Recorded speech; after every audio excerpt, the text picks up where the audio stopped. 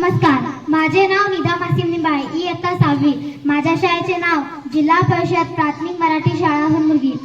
22 September ते 30 September या दिवसात होनमुर्गी तालुका दक्षिण सोलापूर या माझ्या गावात सीना नदीला महापूर आला, त्याबद्दलची माझी स्वरचित कविता सादर करीत आहे।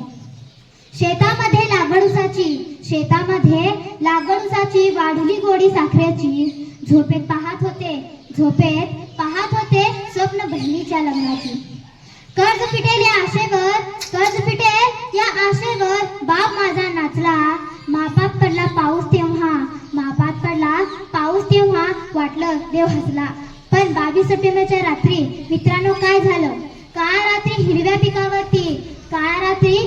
पिकावरती अचानक कोसळला डोंगर। सीनामाईने फिरवला अतिवृष्टीचा नांगर। कुठे पडली विद्या मंदिरे, कुठे फुटली बंधारे, चुलीमध्ये गेले पाणी अन विजले निखारे। उभं पीक आडवं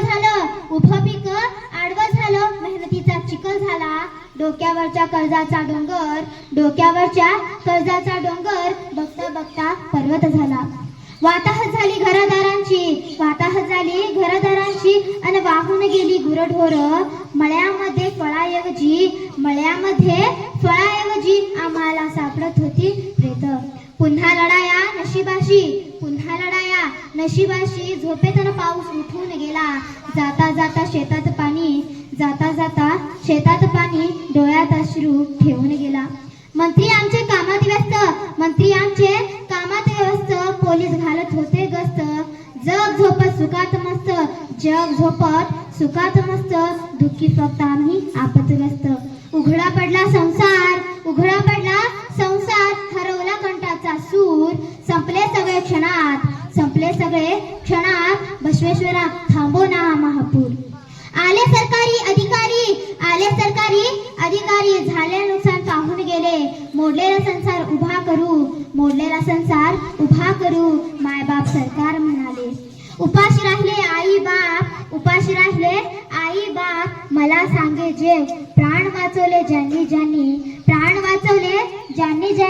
तेच सैनिक झाले देव। महापुरानं शिकवलं बरंच काही, कसं सांगू महापुरानं आम्हाला काय शिकवलं। मी माझ्या शेतकरी निराश गरीब बापाला म्हटलं, नको कोसू तू या जगाला, नको कोसू तू